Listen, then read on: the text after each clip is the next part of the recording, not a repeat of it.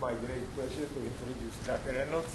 He's going to talk to us an overview of automatic speaker recognition. He's a well-known expert on that field. Got his PhD from Georgia Tech, and is employed at MIT Lincoln Laboratory, and he's a double alumnus of this workshop. That's right. Dr. Reynolds. Yeah, so I was here, last time I was here for the Hopkins workshop in 2008, and also gave one of the tutorial sides. Actually, that summer I stayed over and worked for the 6 weeks. The 2002 I was here as a team leader, and it's nice to be on the team. It's nice to be a team leader. It's just kind of a fun experience. I think y'all really enjoy it. So what I want to do today is give you an overview of the areas, as Fred mentioned, that I work in is automatic speaker recognition. One thing I try to do with this is try to set things in context. So I'll be talking about speaker recognition in particular, but what you should keep in mind is this is sort of a nice framework for lots of areas of speech processing, whether it be speaker recognition, language recognition, or other ones. But I'm going to show you examples of it for following through speaker recognition. But just keep that in mind when you see it. You'll see other talks throughout the summer and probably the tutorial you had earlier.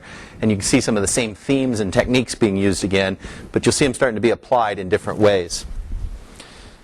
So, as I said, one of the things here is to put it in the context. The general idea here I think of for speaker recognition, or for all the speech processing that I work in, is extracting information from speech. So we know that speech contains many levels of information that it's trying to convey to the person.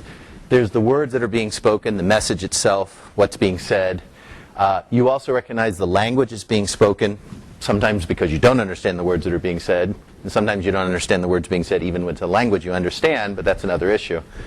And then there's also it conveys information about the speaker recognition. And that's what I'll be talking about today is how do we go about applying speech technology to extract from the speech signal features, do models, do classification to try to recognize who is speaking to give us out that level of information from the speech signal itself. Even putting it in a larger context, as I told you, you're going to see lots of things in here in speech and language processing. This is just one piece in there, but I like using this as a way to give a framework where it fits in. In general, at the top, you have your speech and language processing, very broad. I want to do things with speech and language or human language. I break it down into two things. There tend to be two paths. Speech processing, where you want to work on the audio signal itself, or speech being produced by humans, versus text being produced by humans, things you might type or otherwise. Then in there you can have very broad categories happening there. There's analysis synthesis, and that's where you have things like speech synthesis and speech coding. It's using your cell phones and other things like that. Recognition is where the speaker recognition falls, and what I just showed you there about extracting information from speech. And that can be as low level as just speech activity detection. Do I think there's speech in an audio signal, and where do I think it's happening? As I mentioned already, pulling out the different levels of information, whether it's gender, speaker, language, the words. And then there's even speech translation, which can be a byproduct of some of these. These can be used to feed into other downstream type processing. There's enhancement, which is sort of along the lines of analysis and synthesis, where I want to make it sound better, reduce noise, remove tones. The signal processing is very heavy in this. And then there's machine translation, which sort of lives between both of these. Primarily, you can be doing it on the text, but you can also use speech translation as the output from a speech recognition system, take the words and try to move them into another language. So again, this is just more putting it in the context of where the recognition that we'll be talking about today fits, but you'll see many common themes and techniques that bleed over from the different areas. So here's a bit of a roadmap of where I'm going to go today. You're going to get hit with lots of information on this, and what I really like doing when I give these talks is that it's not that you're going to go away understanding all the details or be able to write your own speaker recognition systems at the end of the day. But what I'm hoping is to give you kind of the broad roadmap of where we're going to go from introduction, define the terms that you might have heard, what we mean by that in the automatics in our research and development, how we go about doing it, and how we go about evaluating how well the systems are performing on it. As I mentioned before, I use this as a proxy for other speech processing because in speaker recognition, what I like, and in speech and language in general, is that you tend to have a chance to cover a lot of different areas in there. It goes from the speech sciences we'll talk about is how is speech produced and what is in the speech signal that's conveying information about the thing we're trying to model. Pattern recognition, how do we go about extracting that information from the signal itself and modeling that, and how do we do recognition on top of it, and then setting up experiments and evaluating how we do. How do we go about doing a credible scientific evaluation to say how well we've done for an automatic system?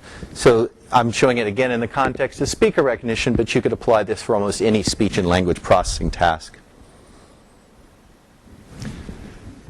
Like most areas in speech processing, speaker recognition has been evolving over time. It didn't just pop up in the 80s, 90s, or now. It's been one of those things that's followed the general trajectory of speech processing or science in general, going from the question of is it possible to how do we do it to how do we make it better. So it always starts off with the question of can we do speaker recognition? First off, can humans do it? How well do they do it? That goes back, you can see some published results in psychology of aural and spectrogram matching in the 30s and 40s saying, do people do it? Are they reliable? Can we do something from the signal to do this? Then it starts adding in pattern recognition techniques get more sophisticated, signal processing gets more sophisticated with computers going into the 60s and working out from template matching, dynamic time warping, getting more and more sophisticated processing added into it, all the way till today where it's using very discriminative type processing and compensation to deal with real world variabilities. One thing that's driven the speech world so well in being able to evolve and incorporate different levels of techniques from different areas in there is that it's gone from working on very small, clean, controlled databases. So again, it starts off with, is this possible? Can we do it? So you start off with a very tightly controlled database of speech samples that says, you know, I want to get rid of all the other variability, just can I do it under the best of circumstances? To working on very large, realistic, unconstrained speech. So we always try to march along that once you've shown it can work, then you start releasing the controls and constraints and say, okay, it's no longer going to be close talking, clean speech. Now I'm going to make it a microphone that's a little further away. Now I'm going to have noise in the room. And you keep ratcheting it up to say, can I keep improving my technology? Can it still work on this more realistic data? One offshoot of this in the speech world has been that there's common corpora evaluations, which I'll get into at the end of how we evaluate automatic speaker recognition systems. But this proliferation of techniques has really gained momentum through the fact that you have many different sites working on these, but more importantly that you have the scientific method working out, that people can say, I've worked on this data, here's how I evaluated myself, it's a common thing, it's published out there, it's not working on private data, so that other sites can validate what happened on that and either verify what someone else has done and in fact improve upon it, and it keeps that building up. And I'll show you how that works in the context of evaluations. But common corpora and evaluations has really been one of those things that I think has driven the speech world to have a lot of gains over time. And of course, as things get more mature, then the commercial applications come where people want to use this pushed out. You see a lot of that in speech recognition. There are some speaker recognition applications that are out there. They tend to be more used for access control, which I'll talk about in a moment.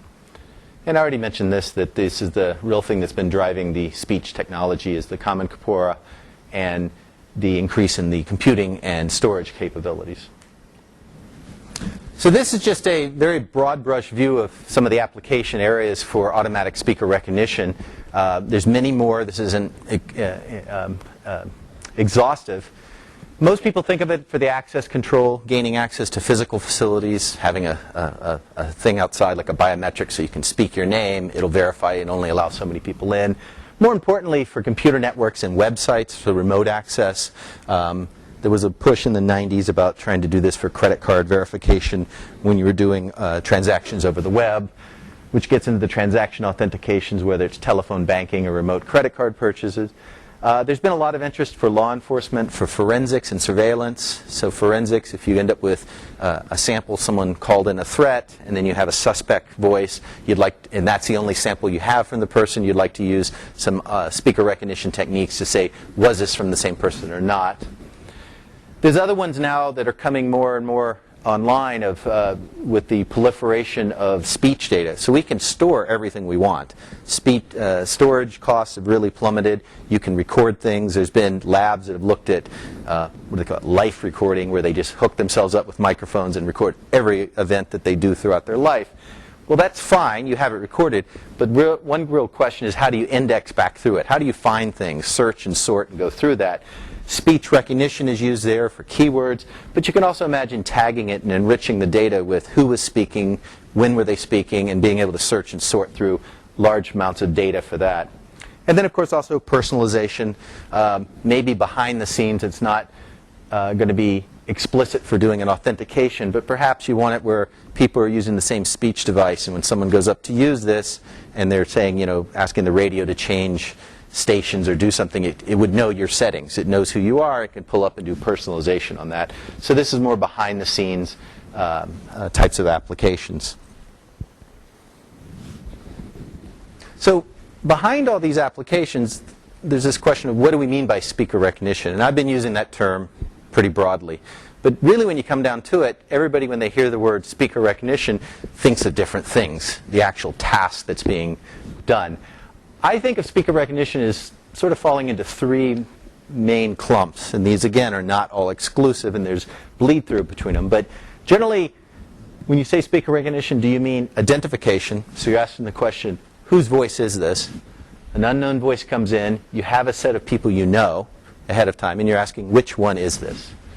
There's the verification, authentication, or detection, which is more of a one-to-one match. You say, is this Bob's voice? So you're asking a specific question. Is this unknown coming from this person? Yes, no. And then there's also the segmentation and clustering, also known as diarization, where you may want to ask two questions. Where did speaker changes occur? So I may have an audio recording that has more than one person in there. And I may just want to know, give me the boundaries where you think it changed from from one person to another. I don't know who they are. Just give me change points. Or you may want to go through and do a clustering on top. You say, not only do I want to know where the changes occurred, but I want you to associate segments from the same person together so I can say that these green segments were spoken by the same person with these boundaries between these two people talking. Again, there's a lot of issues, there's a lot of details in here depending upon the task you want to do. Do you have prior knowledge of who the two speakers are? Is it a completely blind task where you're just given the audio, you don't know the number of speakers, you don't know who they are, you just have to come up and do the complete diarization. And techniques that are used in all, this is just the top level task. Of course, the core techniques we're going to be talking about will be used in different ways to try to solve these tasks for particular applications. I'm going to focus primarily on the detection task because I view this as being a little simpler. It's a one-to-one match. I kind of view it as the base thing. You can imagine that you could run a series of detectors to do this identification task. So it's simpler, it tends to have all the components, and it's the one that really is the base for a lot of applications. Let me touch on a few more nomenclatures or definitions that you might hear out. One of them is text-dependent and text-independent. You hear this talked about for speaker recognition. What text-dependent means is that the recognition system knows the text that's spoken by the person. And this is the classic case where someone says, I have a passphrase I use. And there was a movie in the 90s or late 80s called Sneakers where someone was using a voice verification system and they had a fixed phrase, which is, my voice is my password, verify me. So that was one phrase they had to use. The system knew about it. That could be a fixed phrase or prompted phrase. So in addition to that, you can have the system prompt people and say, please say the following digits. Again, the main thing is that my computer's calling me. Great.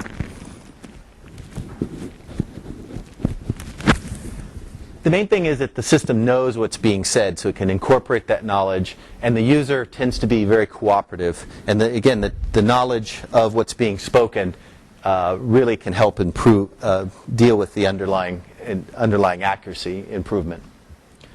On the other extreme, you have text independent, and this is probably the most useful because you really don't require the person to do anything. You don't need the person to state phrases. They don't have to be cooperative. You think back to the data mining application. The audio has been recorded. It didn't get recorded to do a verification. It got recorded for various reasons. I want to just add information on top or extract that information from that. So the system doesn't know what's being spoken. Examples here is conversational speech, as I said, from the recording. There's less control over the user input, which adds more flexibility, but it's also more difficult because I don't have that side piece of knowledge in there. you'll see later on I'll talk a bit about using speech recognition systems in conjunction with speaker recognition, that actually as this starts improving, as we get automatic speech recognition improving to telling us what's being said, the gap between text-dependent and text-independent starts to close up over time. The last terminology definition I'll bring up that you might have heard out being used under the area of speaker recognition is where people talk of speaker verification or detection as a voice biometric, and that's getting more and more in vogue. Biometrics being used for identifying people, whether it's the eye, the fingerprint, and voice biometrics is one of those. Again, the basic technology is still the same. It's the detection task. I give you 2 samples, and I'm asking you, does this voice come from a particular person? So the underlying technology doesn't change. This is just more of an application framework in which it's used. These are some of the reasons that voice can be popular biometric. It's natural to produce, so you're not asking someone to walk up to a sensor and put their eye on it. They can just be speaking. No specialized devices are required. People have cell phones, as you just heard mine go off. And there's ubiquitous telephones around on PCs, and Skype and other ones have it. So the recording of that is much easier than trying to get fingerprint readers out or iris scanners out or other ones like that, depending upon the scale which is being used. And in general, voice fits the same thing as any other biometric in there. It's one of the 3 main things that are used to give us the highest form of security. So typically in a very secure system, you'll have the 3 things. You're going to have something that you have, a badge, a physical device, something that you know, a password or a PIN that's used on that device, and then biometrics is trying to add in something that you are. And if you get those 3 in there, typically people will say that that's probably the strongest security, that something you know, something you have, and something you are. And biometrics in general is just trying to go after the something you are. Any of these can be used by themselves, but all 3 together tend to have the strongest security depending upon the application needs. So now let me move into giving you a feel of the structure of speaker recognition, speaker detection systems. And I told you I'm going to focus primarily on the speaker detection task. So I give you 2 samples, and I'm asking, are these from the same person? Yes, no. What I want to walk through here is show you what are the features that we extract from the speech signal. So what in the speech signal do we think is conveying information about the speaker? What is in there from the speech science point of view? How do we get at it from signal processing? What type of features do we use that are going to be useful for a pattern recognition system? What type of modeling do we use that's going to help us to do a representation for that speaker and to do the matching itself? And I'll talk about some of the real-world issues of compensation. So as I mentioned, the speaker recognition community has moved from having very precisely controlled, clean databases to show what is possible to now actually having more unconstrained, uncontrolled data. And that means there's some real-world variability that we have to deal with that doesn't show up in earlier databases in Corpora. And that's really one of the big focuses now in the automatic systems, as I'll describe. So as I mentioned, speaker recognition is a nice example of a classic pattern recognition task, as is speech recognition and other ones. But this one is very simple and straightforward. We have 2 phases involved. There's an enrollment phase.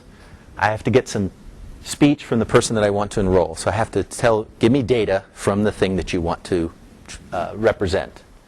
I need to do some form of feature extraction. I have to extract from that signal things that I think convey information about that speaker or about a speaker in general. And I don't want information in there that's going to be orthogonal to the speaker. I don't care what the words are. I don't care what the language is. I'm really trying to do speaker recognition, not these other ones. So I want to try to figure out what features convey that information. I then want to have some way to do a representation that I can distill down the information that's conveyed in these features into a model that is representative of that person that I'm trying to enroll. And then I get out some mathematical model, a representation, a model for each of the speakers. So that's the enrollment phase. And then, of course, we want to do something with that. We have the detection phase. Same things happening at the front, except now we have an unknown coming in. We want to do some feature extraction, pull out the things we think to convey information about the person or a person that's speaking in that waveform. We will now have a detection phase that has to go on where we're going to take up the model. So in this case, it's a detection task. So someone said, I think it's Sally. Tell me whether you think this input utterance is coming from this person, Sally. So I need a matching block that's going to come here that'll take these features, take in a model that represents Sally, compare these features to this model to give me out some detection score or decision to be able to say, I think it's Sally, or I think it's Sally with this confidence, or I don't, or I can make a decision, a hard decision of yes or no coming out. So I'm going to walk through here and describe the feature extraction and the models that we use in automatic speaker recognition systems in the next set of slides. Before I get into the exact features themselves that are being used, it's, I think, very useful to try to step back a moment and think, what do we think inside the speech signal is conveying information about a speaker? So we know that speech is conveying the words and the language and all these other levels of information are being conveyed. But what do we think, how do we think speaker information is being conveyed through the speech signal? And one way to look at it is how humans do it. And really I'd say that an interesting way to look at it is to think of going from low-level cues to high-level cues. You can think of these as physical traits up to learned traits. So in this hierarchy of perceptual cues, at the lowest level, there's just the acoustic aspects of the speech. Is it nasally? Is it deep? Is it breathy? So assume you don't understand what speech is. It's as if we're just a musical instrument producing a sound. You're just listening to the sounds of it. In fact, that does convey some information about the anatomical structure of the vocal apparatus. I'll describe that in just a moment, but basically if I'm a tall person with a very long vocal tract, I'm going to have a deep voice. If I'm shorter or female, you tend to have a shorter vocal tract and a higher pitch, higher sounding voice there. Going up this hierarchy, there's things like prosodics, rhythm, speed, intonation, and volume.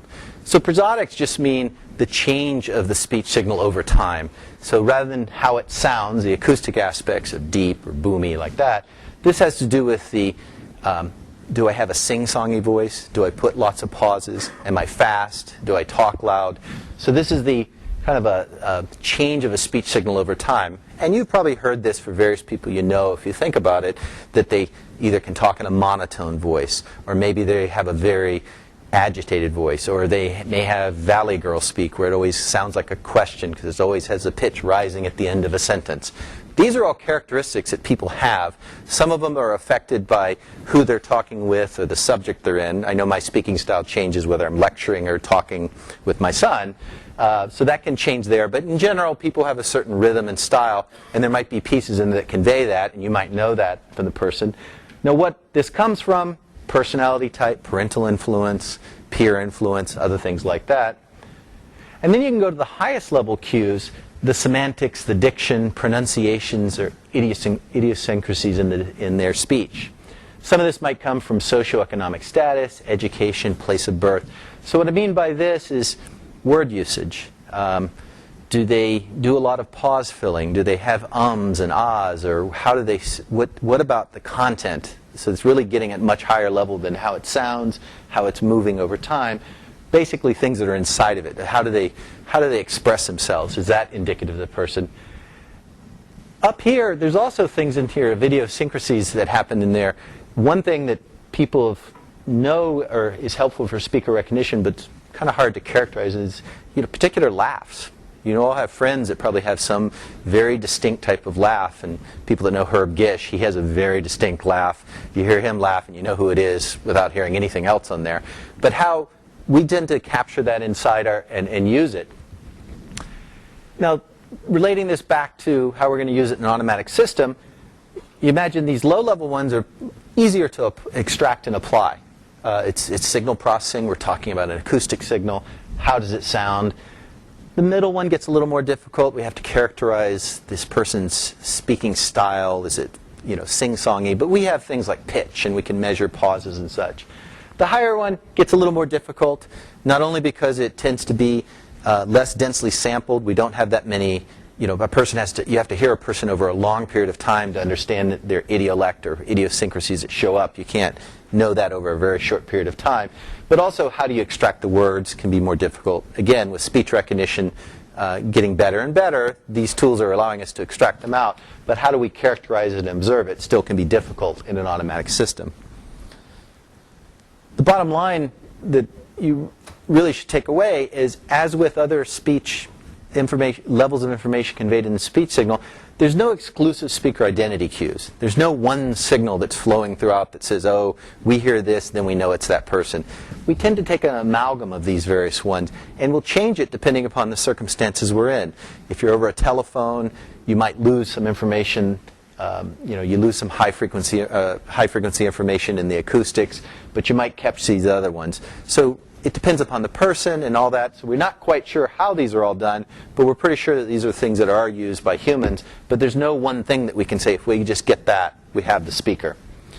And as I already mentioned, the low-level ones tend to be a bit more useful for the automatic systems because they're easier to extract, and we understand some of the signal processing of what we're trying to get at.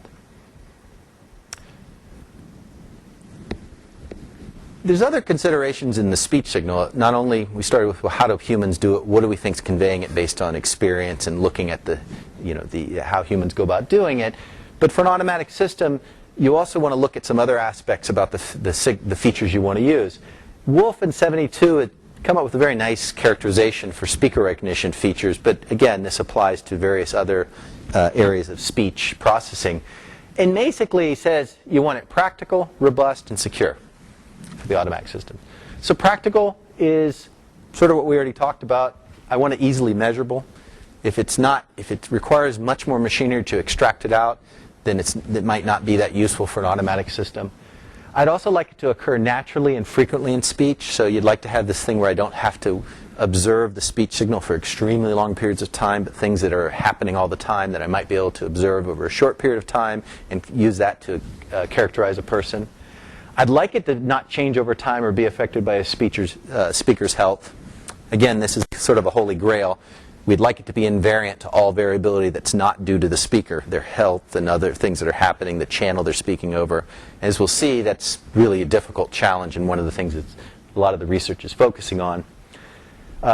This actually relates to being robust. I'd like it to not be affected by background or what I'm using, so not by their health, not by how the speech is coming across. And this last one is a little bit more related to the automatic speaker recognition system. Being secure, I'd like it to not be subject to mimicry. If you're talking about a access control type system in there. If people aren't actively trying to mimic, that becomes less of an issue on the features. And again, the bottom line is this is what we'd like. The reality is no feature is going to have all these attributes. People looked for them. There's no one feature that conveys speaker information. There's no one that's going to be practical, robust, and secure simultaneously. They're all trade-offs that we have to make in there in the engineering world. But in general, as I'll show this, the features that are derived from the speech spectrum have proven to be the most effective for automatic systems. And that's just an empirically. I'll go through explaining why we use those features and how we get out the features that convey information about the low-level aspects of someone's speech. So y'all might have seen this before. Again, stepping back of what is it about the speech signal that we want to extract out that conveys information about the person itself? And we're going now for the low level, the acoustics, how the speech sounds. So, okay, fine. We know that my voice is boomy, has certain characteristics to it. Why is it? What's that relate back to the person? How can I relate it to some physical trait? Well, in speech research, one of the classic models that people use, it's somewhat simplistic, but it tends to get the key pieces of information of how speech is produced, is the source filter model that's shown here. Basically, we can start off saying this is the person, and they have a vocal tract, and the vocal tract is just from the lungs all the way up to your oral cavity. It's the pathway by which speech is produced out. And we know that it happens because the lung produces puffs of the lung produces air. It goes to the glottis, which produces the puffs of speech. Our mouth moves in certain embouchures and shapes to give it certain spectral shaping to that, and then we get our speech signal coming out. So again, I can say ah, eh, ooh. All I'm doing is changing the vocal tract itself. I'm just moving my mouth there. So the mathematical model that we use on top of this, the source filter side of it, to allow us to do signal processing, to actually analyze this speech signal to get us information about the glottal pulse and the vocal tract itself, which is really what we're trying to go after, is basically the spectrum analysis. So what you do is you treat this just as a linear time invariant system. You say there's an input signal, it goes into a fixed filter, and a signal comes out. For those not familiar with linear time invariant filtering, It's like taking a musical instrument. Or take a tube. If you take a tube and it has a certain shape to it, I can send air into it, I have a certain shape, and it has resonances, and some sound comes out the other end. That's all this is saying, that I can now characterize it by putting in a source spectrum, which is basically giving me the pitch. Is it high pitch or low pitch? This vocal tract gets into a particular shape, or there's a tube model. It has a certain resonances built into it, or an instrument. You hold down certain keys, set up a resonance chamber. This excites that resonance chamber, and then I observe the sound that comes out.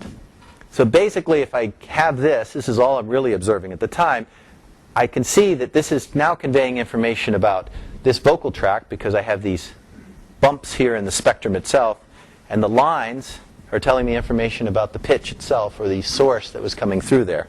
So now I have something in the speech signal that I can give a direct relationship to say, if I analyze this, I believe that this thing, the speech spectrum, is conveying information about a physical anatomical structure in there.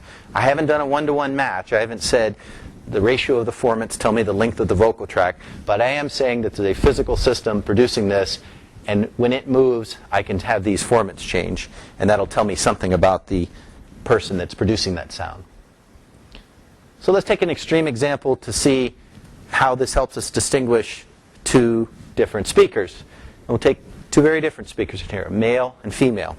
So you can think of this as being gender recognition, or distinguishing a male, a particular speaker from a female speaker. But in essence, when we're producing speech, our vocal tract, for example, to get a sound like eh, when I say eh, or a female says eh, or some other person says eh, you hear it as eh. So that's the main thing. It's trying to get in that shape to give that sound coming out. The difference, of course, is these resonances are going to be somewhat in the same location because it is producing the same sound. But you'll see for the female, because this tube, their vocal tract, is shorter than the male's, these resonances will be at a slightly higher. They'll be shifted up. So for a given fixed sound, it has somewhat the same shape. But if you look across between there, we can see, there's differences. And that's because the vocal tract itself has a different length or shape to it, different ways. So at a very coarse point of view, that's really all that we're saying here, is that if I can look at the spectrum and I can find differences when the speech is somewhat making the same sound, that's giving me evidence that these are from two different speakers. And that's really looking at the difference in the location of the magnitudes in the spectrum, which are known as the formants in the speech signal itself. So now we have a handle in there. We say, okay, I think the speech spectrum is conveying information about the speaker. If I can capture information about that spectral shape, the formants in there, then that's telling me the information that I know embedded in there is something about the speaker. I haven't said exactly how I'm going to extract that out and use it to model a specific speaker, but I said if I can winnow that down, it at least gives me a handle into it. So this is where our signal processing comes into play. We know how to do spectral analysis. This is just looking at frequency as a function of time, or frequency in a given acoustic signal. And that's just using the Fourier transform. So we do a short time Fourier transform. Speech isn't a steady state sound. I showed you the example there where they were saying ah and eh. But the reality is we know that speech is moving as a function of time. We produce different sounds. So we can't just do one spectrum analysis because the person's not going to produce one particular sound. We want to look at the spectrum over time. And the way this is done is just simply by using a window moving over time. So we'll take a short time piece of the speech signal, put a window over it. So we're just looking at this 20 millisecond chunk of speech. We do our spectrum analysis through a Fourier transform. We take the magnitude. That gives us out some spectrum. And again, it has some peaks. This is the frequency versus magnitude. I move the window over. Typically, it's 50% overlapping, so a 10 millisecond shift. I do another spectrum analysis. I get another sample that tells me something about the vocal tract configuration at that point in time. Shift it over and get another one. Now, if we keep doing that, this will then give us a spectrogram. So it'll give us the changing of the spectrum as a function of time. So all the spectrogram has done is this is the speech waveform. It's done this analysis on a 20 millisecond window, shifted over by 10 milliseconds, and just taken these slices and just laid them down next to each other, where the brightness of this one represents the magnitude. So it's time here, frequency here, so we're just laying the slices, So if you look at this, you can start looking at spectrograms, and it's giving you an idea of how the vocal tract is moving as a function of time. So like here, it's making a vowel sound. You see these 3 bright bands here, as this person is keeping the sound like an eh, some vowel, eh or ah, I don't know exactly what it is. But you can tell that they're getting into a vocal tract shape and holding it for that particular sound. Then it changes over, and you see here's a lot of high frequency. This is where the spectrum is showing its magnitudes, high frequency. Well, that's probably a sound like an S or an F, a fricative of some sort, where you don't really have the vocal tract keeping resonances in there. Instead, it's acting like a noise source, and that'll show up as these high frequencies, and so on. But the main point is it's giving me an evolution of the vocal tract as a function of time as a person's speaking. Now, one of the things when you do spectral analysis, Fourier transforms over a 20 millisecond chunk of speech, which is nominally going to give you out a Fourier transform that's like 256 points, or 128 points, depending upon how you want to do it. But the point is, every 10 milliseconds, you're getting out this vector spectrogram that has, let's say, 256 magnitude points. You move over 10 milliseconds, you got another 256. That's a little bit too much detail. I mean, when I was looking at this spectrogram, showing you this one here, I wasn't paying a lot of attention to every single little slice, every little wiggle that was in here. We're looking sort of these gross things. I want to see, well, when's the formant, that formant, high frequency. Here's some more formants happening. Here's some more formants. So we're really trying to look at the gross level of what's happening in the spectrum as a function of time. So we need some way of kind of capturing that in a way that's useful for an automatic system. Automatic systems don't like having high dimensional features coming into them.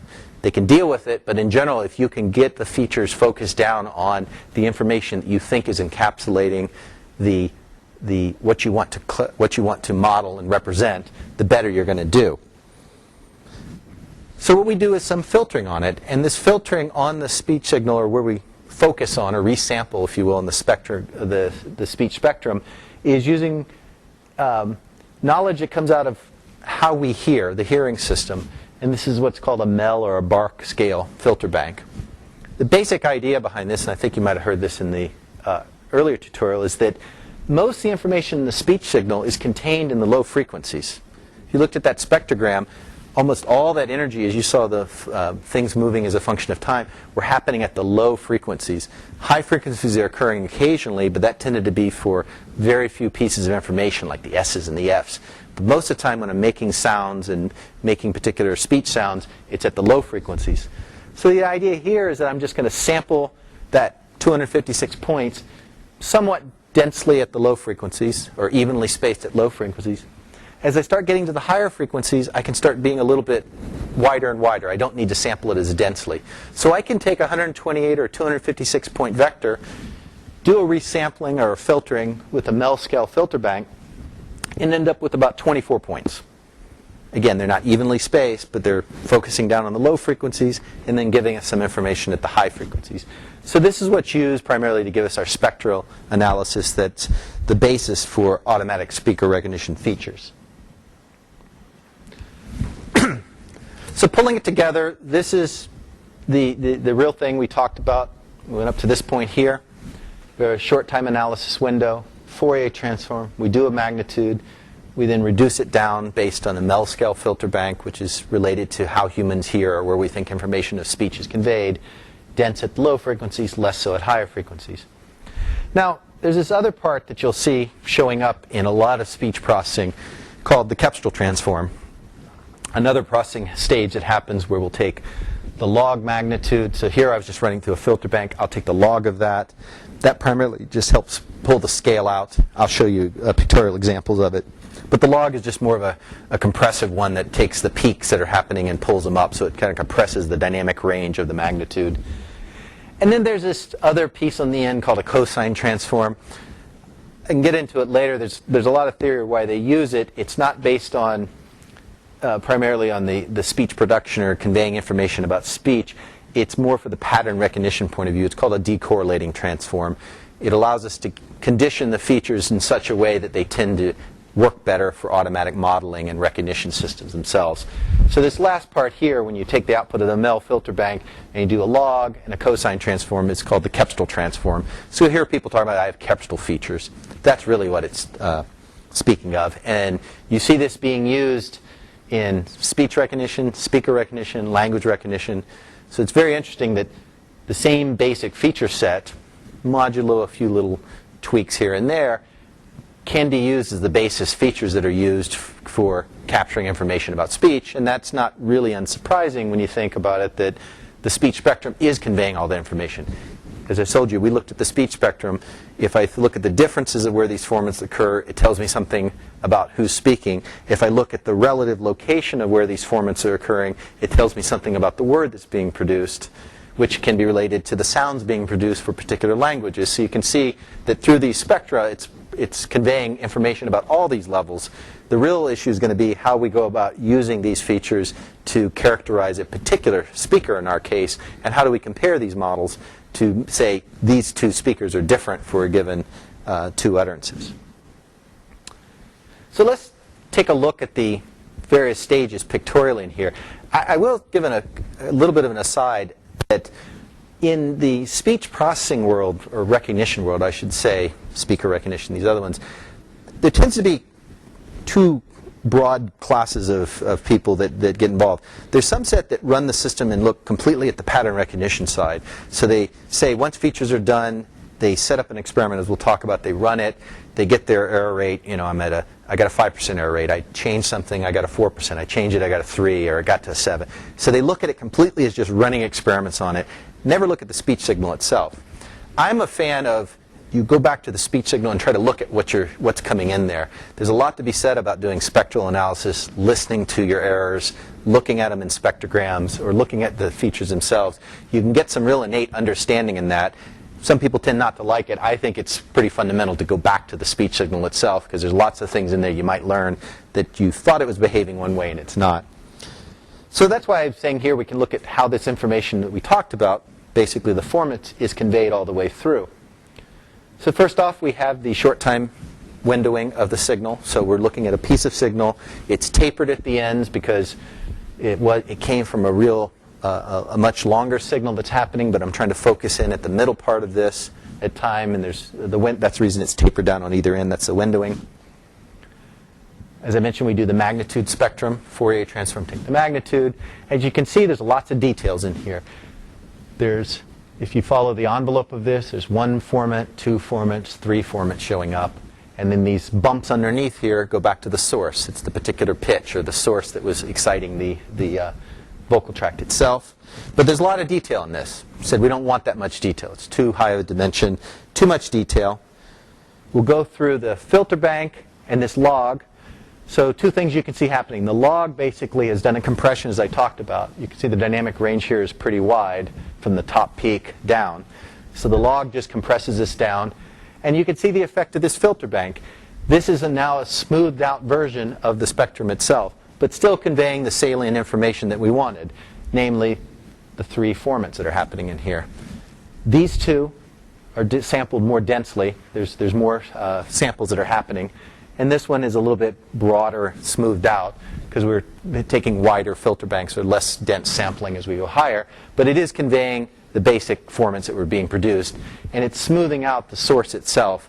Not that we don't think source is important, but we're going after modeling differences in how particular vocal tract configurations are done for these types of features. I'll talk about in a moment that when we want to go after things like prosodics or pitch, you tend to go after those in another way of going after different types of features. And lastly, this magic cosine transforms I mentioned about. Those that know things about pattern recognition, I'll just put this aside. You can tell that this now is decorrelated. This was the spectrum out, and it's correlated, meaning that your eye can follow it. You can see that each line is sort of predicted from each point. Where you are, you can predict where you're going to go next. All this cosine transform does is basically decorrelates. It makes it look noisy. Like just kind of spreads the information out or compacts the information. Now most of the information is contained down here, and the rest of it is minor details. The last piece I'll mention on the the features themselves. And this is really just a very top-level view. There's lots of other things going on. But so one question here is that we're doing this analysis of a 20 millisecond slice of window. We move over and do it again and do it again and do it again. Well, one question that comes up is, how do you know, did that sound occur in the context of other sounds? So how do you get in some form of temporal information, or what's happening trajectory-wise? And one way this is done in speech processing is to put in what they call delta coefficients. So basically, I do my spectrum analysis, and I could go through the cosine transform and all that other, but I get my feature vector out. And that's telling me something about the vocal tract at this point in time. But I might want to know, oh, you're making an ah, and that ah, when you make that particular sound, it's in the middle of cat or bat or something else. What's happening around that particular sound? So it's a very simple idea here, is that you basically look so many frames in the future, so many frames in the past, and you're trying to look at the spectral trajectories on this. You're looking at, is this, at this point here, this particular feature value, is it moving quick? Is it sloping up, sloping down? So you're just getting the slope of the spectrum as a function of time. And you basically work with that. It's called the delta Kepster, and you concatenate that on the end, basically making a bigger feature vector. But this is telling you something about the static vocal tract, and this is telling you about the context it's occurring in. As I mentioned, there's many, many other processing steps and other things that go on in trying to compensate and deal with the features themselves. But this is the base features that are happening. Many of the other steps that happen on the features tend to try to deal with this variability compensation, dealing with different types of microphones or noise or things like that that can be done in the feature domain. I'll refer to those later, but there's other steps that you'll hear about that in other talks that can be done on top of this. This is sort of the starting point. Other things can be put on it. Let me then talk now about other levels of information. So in that hierarchy of perceptual cues, I've been going after and trying to explain to you why we think the speech spectrum conveys something about the vocal tract, and then we can try to get the spectrum as a function of time, and that's conveying things about the low level. But what about the higher levels of information that are conveyed? What if we wanted to go after not just the acoustic sounds, but things like the rhythm and the prosody, or even the higher level information about idiolect and word usage? So again, we have our hierarchy from the low to the high, or physical to the learned traits. And I like using this triangle here to sort of indicate the different levels of information and how we might do it. And I'll talk momentarily about some techniques for extracting these features. So we've already gone through this quite a bit. How do we get features out that tell us things about the spectral of how it sounds a low level? We're going to talk about the prosodic, how we can get things that tell us about, and what I'm showing here is pitch and energy as a function of time. So again, prosodics are saying things about how you speak over time, or suprasegmental type of changes in the speech itself. There's phonetic, how you pronounce particular words, or your underlying phone sequences that you use. So again, it's popping up a level, but down at talking about the particular sounds themselves. Idiolect, word usage. Do you have particular phrases that you use over and over again? And this can keep going up. There has been work done on dialogic or turn-taking. How do you interact with somebody else? Are you a naturally taciturn or talkative person? Do you take the floor, or do you yield the floor? And you can go up even further. People talk about semantics. What do you talk about? What's your favorite topics, or tying those? One thing to watch out, and we'll go back to this again and again, is that because these are related, these low-level cues are physical traits, these tend to be things that you don't change a lot. I mean, you can, and this will be affected by variability that I'll discuss later. But as you start moving up into the word usage, or even dialogic, or other things like that, this starts to get very involved into the topic you're talking about and who you're talking with. So it can start to move further and further away from the speaker. So you have to be very careful when you start using these higher level cues, because they may start to be corrupted or convolved with other things that the person's doing from speaking, and not necessarily conveying something fundamental about the person themselves. So that's one of the tricks of how do you extract them, but how do you apply them, and when do you apply them? So for prosodic systems, the basic approach that people have used has been a pretty simple system. There's a lot of details on here, but let me just give you a base feel, and there's various flavors of this. But in essence, what they've done is extracted out two time signals from the speech waveform. So we're looking at this thing as a function of time. I can do a pitch extraction. So I can get a pitch extractor that tries to tell me what the person's pitch is at around a particular point in time. And I can get energy as a function of time, just measuring the energy in this window as I move along. So I can get these two trajectories in there. The idea here is now, if you believe that the pitch trajectory and the energy trajectory are correlates of a person's speaking style, meaning is their pitch monotone, so that might tell you what's the variance of the pitch, because if you keep a monotone pitch, it won't have much variability that's occurring. Are they, do they modulate their voice loud and then go low and then go loud? That would show up here. So if you think these two time series convey information about a person's prosodics, now the question is, what do I extract out of there that I can use for an automatic system?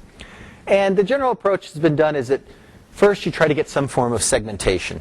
So you try to find some change points where you think that it connotates some change in a prosodic event, or they call them prosodic gestures that occurred. A very crude one is you can just look at change in slope or inflection points in these signals. So you can basically try to figure out when pitch is rising and when they've changed their particular slope, depending upon how you want to model these curves. And that, depending on whether it changes in one or the other signal, can lay down boundaries of where you think a prosodic event has occurred. Once you have these prosodic events, then you can characterize these. In this case, it's doing a very coarse characterization of putting them into 5 quantized classes, or discrete classes, of is the pitch rising and the energy falling? Is the pitch falling and the energy rising? And so forth and so on. So you're just trying to characterize prosodic events from these two time series. Now once you have these, that can act as your base features. Now you say, can I come up with a model that can pull out the fact that you always have a pitch rising and energy falling, and you do that all the time, or you always do it in particular context. The other way people get segments, rather than just looking at these two signals and trying to divine prosodic events from that, is you can overlay on top of this a phone recognition output or a speech recognition output and try to characterize what the energy and pitch are doing at within particular phones or sound classes, like an eh or an ah. So you can add in more information if you have a speech recognition system or some other thing that's giving you boundaries. So you can say, characterize how this person makes their vowels.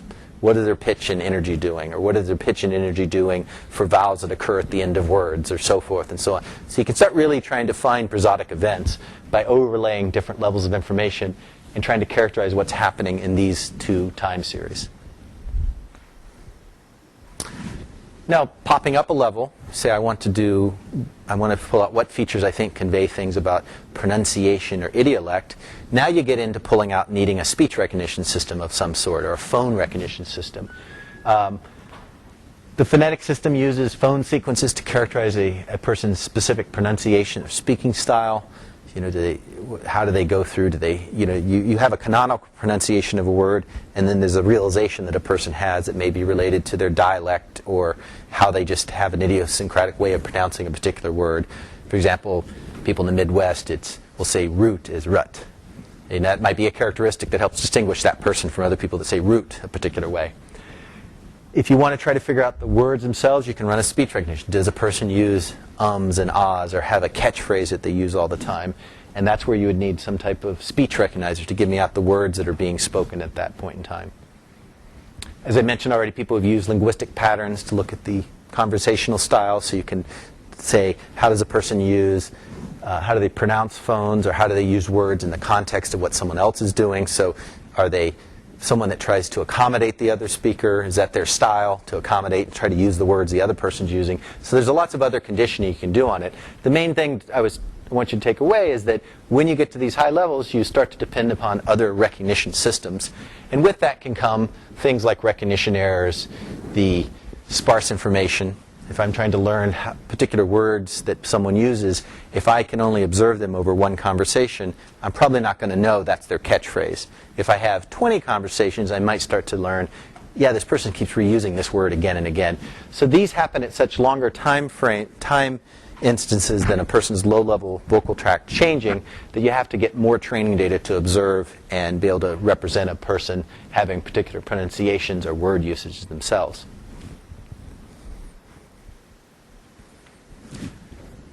Now, I just want to show you this. This is an example from Idiolect when people first started looking at it. They think, well, can you do speaker recognition just based on the person's word usage?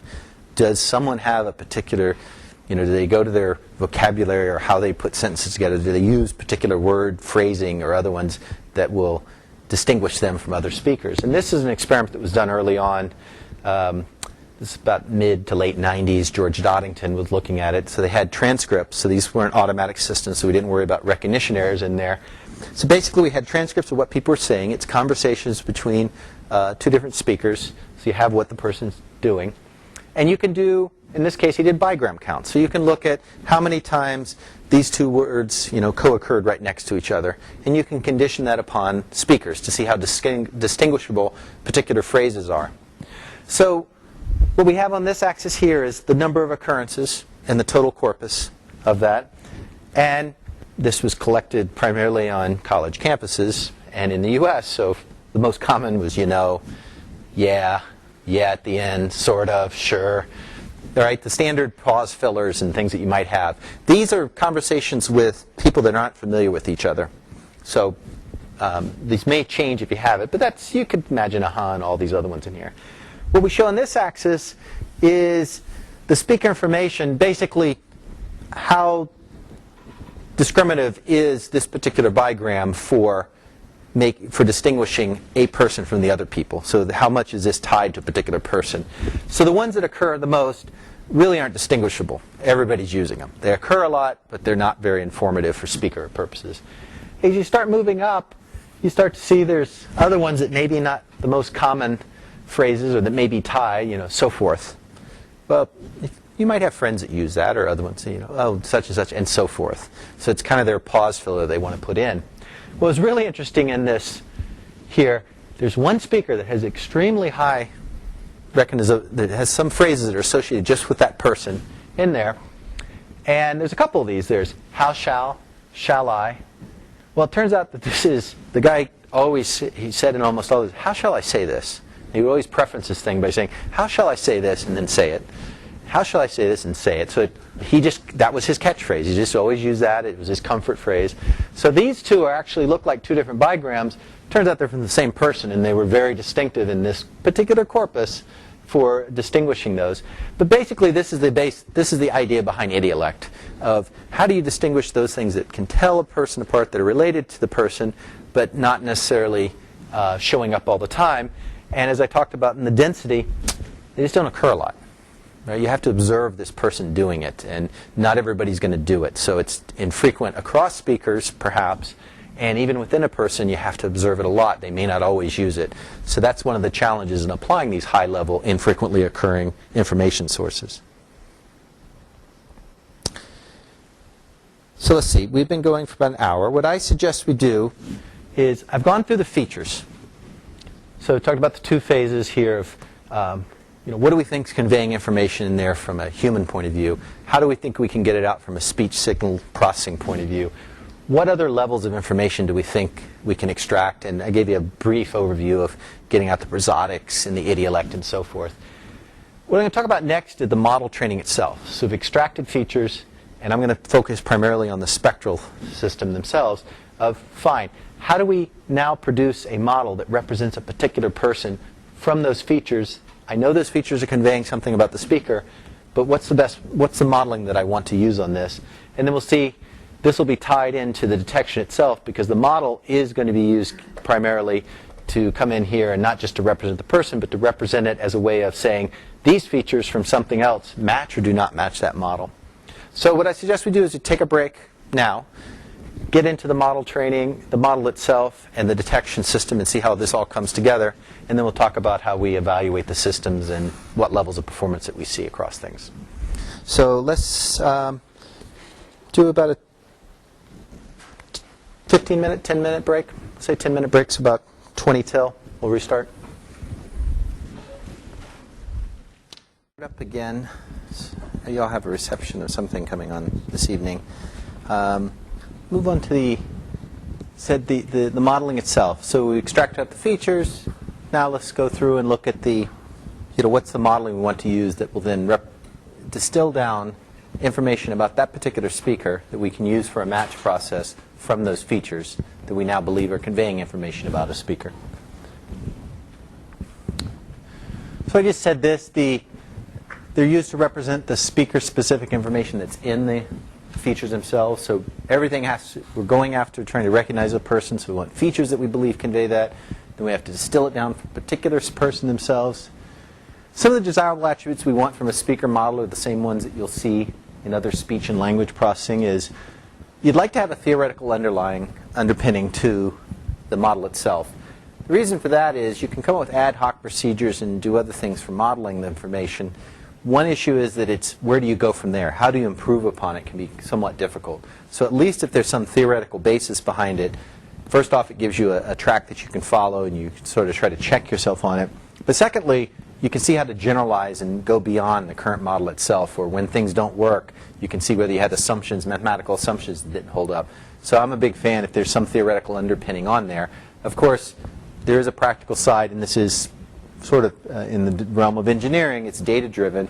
You still have to say that the math tells you this, but we know that we've made lots of assumptions about the speech signal and other things about speakers that we know aren't going to hold mathematically, so we'd have to be willing to look at it and be able to judge when the theory should hold and when it shouldn't. More importantly, you'd like to have the models themselves be generalizable to new data. So it's not really good if you can get a model that's going to represent exactly every detail about that person's enrollment speech and get that person really down on their enrollment speech, but then not be able to generalize and recognize when the person uses a different microphone, comes in a different room, uses a different handset, or even happens on a different day. So you really have to watch out for that. And this gets into the evaluations. We have to set up evaluations that are credible and allow us to test the generalization of our systems and our models themselves. And as a practical concern, you'd like to have it parsimonious representation, both in size and computation. This isn't a must, but the reality is there is some practical side that just to get the turnaround on running experiments, you don't want a model that's going to take forever to train up or forever to compute a match score with and taking up all the disk space. So there is some practical sides. As you get closer to applications or uses of the technology, this becomes more and more important because you might want to have the models fit on a handset. You might want to have them store on the smallest amount of space. So this starts to be more and more of an important aspect for applications. In general, there's been two broad categories of modeling approaches that have been used, and this comes direct from pattern recognition, and these are very broad categories. But in general, there's probability or generative models, so using statistical pattern recognition and probability modeling, and I'll talk about that, where in the speaker recognition world we've used some things called the Gaussian mixture models have gained a lot of traction and use in doing research, development, and applications. And then more recently there's been the discriminative models, and I'll describe the difference between these two, but that's kind of the big broad approach on it, a probability or generative model or discriminative models themselves. So what we're going to do is first is take a look at how we want to use these models in recognition. So as I mentioned here, talking about, we had our features, we want to do model training. We really have to talk about how these models are going to be used for the match decision, because that's going to tell us something about the type of models and how we want to set them up. So we can't talk about models independent of how they're going to be used. So let's look at that of what we want to, what's the underlying mathematical tests we want to do? Where do we want these models to fit in our decision process for doing speaker detection? So speaker detection is pretty much a straightforward two-class hypothesis test. So I told you I'd give you the two samples, and one hypothesis is that the speech X is not from the hypothesized speaker. So the speech that I see coming in does not come from Sally in the example I had, or the speech does come from the hypothesized speaker. That's really the two hypotheses we're testing. If we apply Bayes' rule to do this, do a Bayes test for minimum error on this, we're basically asking this question: is the probability of hypothesis 1, given the evidence, the input data, greater than or less than the probability of hypothesis 0, given that same evidence? You can apply Bayes' rule, convert these probabilities to posteriors and priors here. That's all I've done at this stage here. Get rid of some common terms, rearrange things, and you end up with looking at whether the likelihood of the evidence or the data given hypothesis 1 relative to the ratio of that to the data given hypothesis 0 is greater than or equal to some ratio of priors, a threshold. And that in the nutshell is it. It's very simple laying out. It's the likelihood ratio test, which is used in detectors, and it's been used for radar detecting and so forth throughout all of history. So we would compute a likelihood ratio where we can get the likelihood ratio between the likelihood of hypothesis 1, hypothesis 0, and all we're showing here is what the theoretical threshold should be for minimum. But in general, it's just a threshold. Is it greater than or less than some threshold? You know, and you can see that you could crank up. You know, do I want to be more stringent or less stringent on that threshold itself? And I'll show you how we measure that and trade it off. But in essence, the statistic we're looking at is this likelihood ratio. That's what we need. So we need two models. We need to be able to model the likelihood of the data given hypothesis 0 and hypothesis 1. The hypothesis is the speaker, and that it's not the speaker. Well, the hypothesis that it is the speaker, pretty straightforward. I have enrollment data. We already talked about that. I haven't told you what the model should be, but it's kind of straightforward to say, I get the data, I represent the speaker. What the alternative model is, a little more murky. How do you represent not the speaker? What do you use for that type of modeling to get this hypothesis ratio test? And I'll describe that in a moment. But in essence, what I wanted to leave it with, going from that likelihood ratio test, the classic test, was that we need two models. So we need some representation of this class and this class. So that's really the models that we're going to be looking at. How do we go about modeling these? As I'll get into in the different models we use, and I won't go that deep in support vector machines or discriminant models, I'm going to walk us through the generative models, the Gaussian mixture model approach for speaker recognition. There's two ways this likelihood ratio test comes out. It's implicit or explicit. In the way we're going to walk through it now, it's going to be explicit. I'm going to have two models for the two different classes going on. In discriminative systems, it tends to be implicit. It's actually built in when you do the training itself, and I'll describe a little bit more, give you a flavor of that.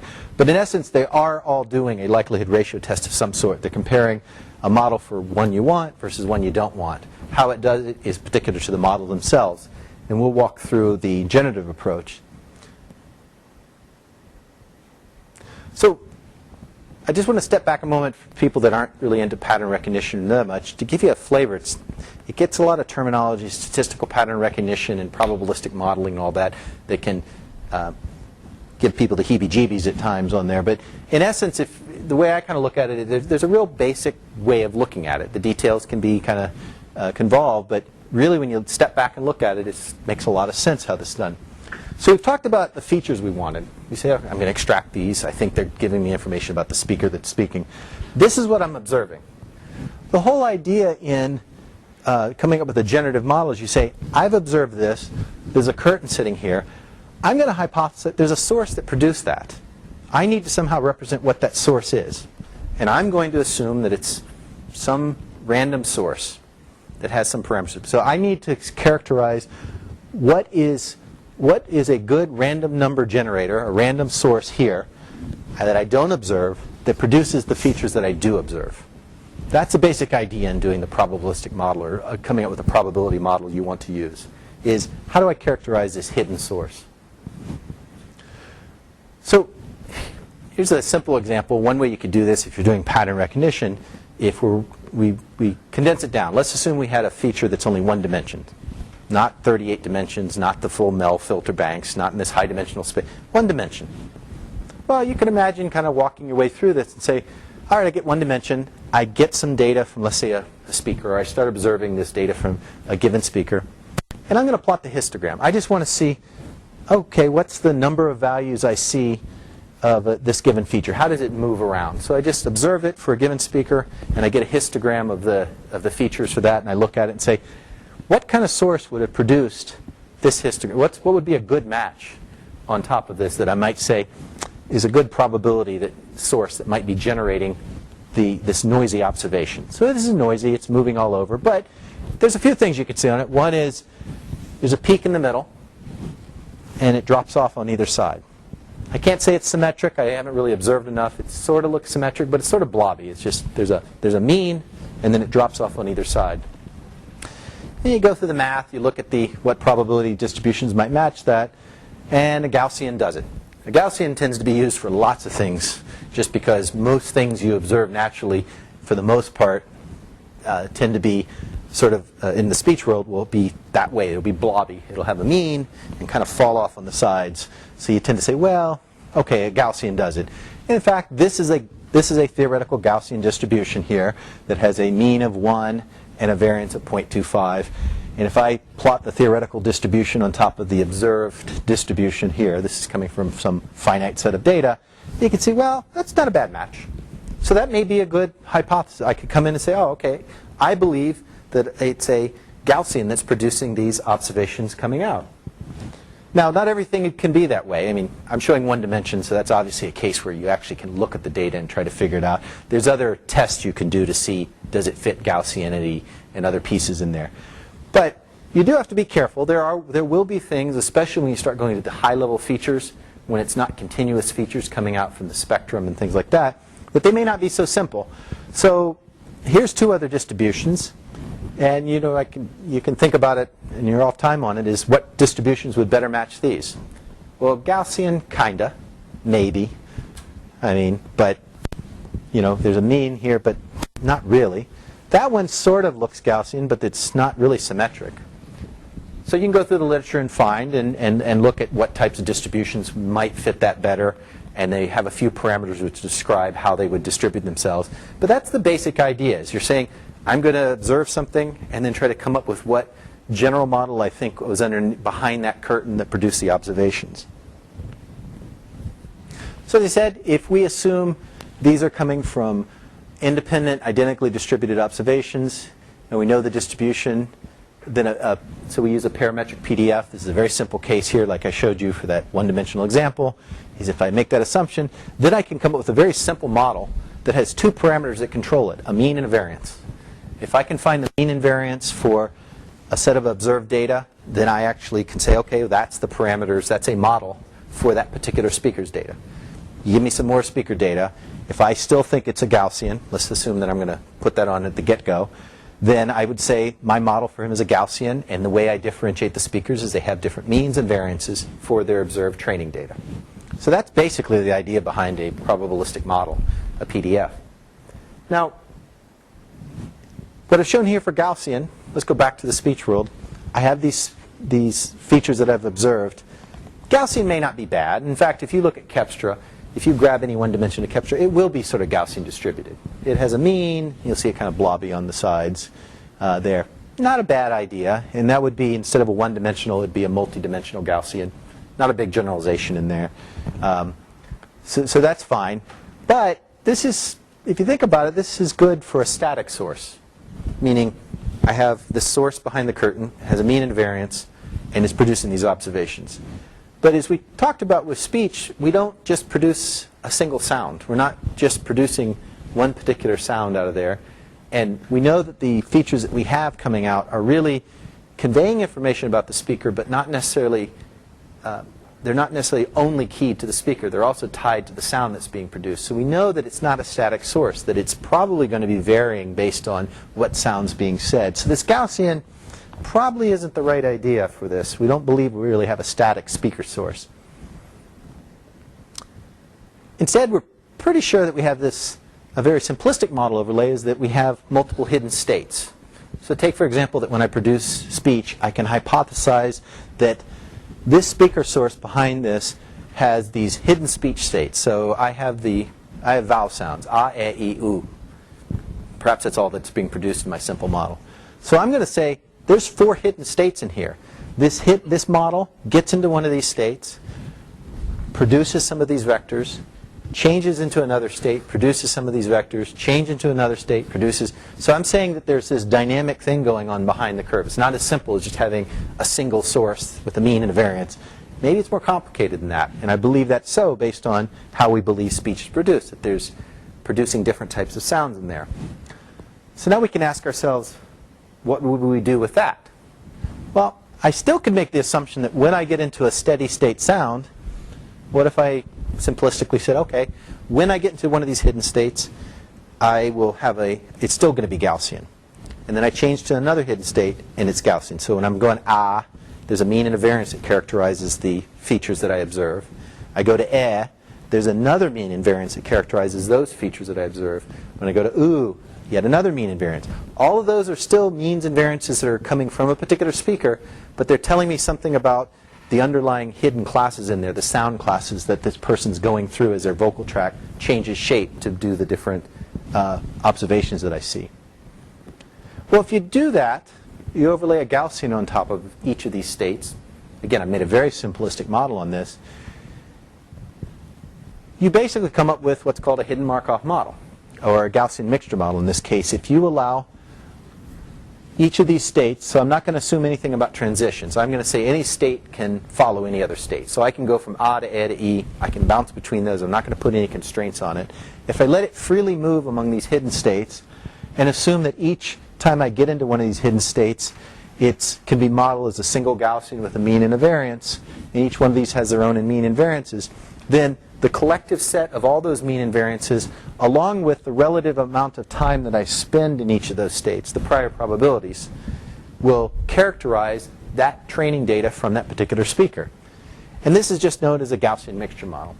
It basically just takes that simple Gaussian that we said, and says, well, it won't always just have a single mean and a variance. It might be blobby, but it's probably a weighted sum of little blobs all over that are moving, because we know that the speech sounds have different means. The vocal tract gets in different configurations in that. So I'm instead going to characterize it by a weighted sum of m Gaussians. And that's all the simple mixture model is. In fact, I could take some of that. If you take the 1D distribution of the data from a given Kepstra and you have you extract that out over multiple types of sounds, you actually can see a not as pronounced as this, but it will be a multimodal distribution. Yeah? What does lambda sub s stand for? That's just the collective set of all the parameters for PI and the mean and variance for these. So it's just the model itself is called lambda I, lambda S for the speaker. So it's just the unit of all those together. So that's, in essence, if you said, so a Gaussian mixture model is not a bad choice on it. And you know, it tends to jive a little bit with what the features we extracted, and we can, from a probabilistic point of view, it sort of makes sense of how to do it. So we got this weighted sum of Gaussians that we can use as a model. Let me just go one step further on this. That, yeah, well, the reality is I've made a very coarse assumption. First off, it's probably not a set of these hidden states that are discrete from each other. There's not 4 of them by any means. There's probably multiple sets of them in there. I really don't care what the states are underneath. I don't care that they're there. I just use that as a proxy to say, I got to use something a little more complicated than just a single Gaussian in there. Well, I also can be a little more sophisticated and say, these hidden states, however many there are, probably aren't just characterized by a single Gaussian. It might be that I have a state that represents the ah sound, but maybe it's ah in multiple contexts. Bat, cat, fat, you know. Basically, when I'm coming in, there's a co-articulation effect. So I could be a little more sophisticated and say, instead of it being a single Gaussian for each of these hidden states, I could say each of these hidden states have a Gaussian mixture model associated with them. They have little substates associated with them. They're not a simple distribution of just a single mode on there. So that's one case you can do to generalize on this. What I will point out, and you'll hear this used, this essentially is what a hidden Markov model is. All a hidden Markov model, which used in speech recognition, is it has hidden states. There's a distribution associated with each of these states. In our case, let's say it's a particular speech sound. But there's one extra piece to it. It has transition probabilities. You know, what's the probability of going from this hidden state to that hidden state? Or this one to that one?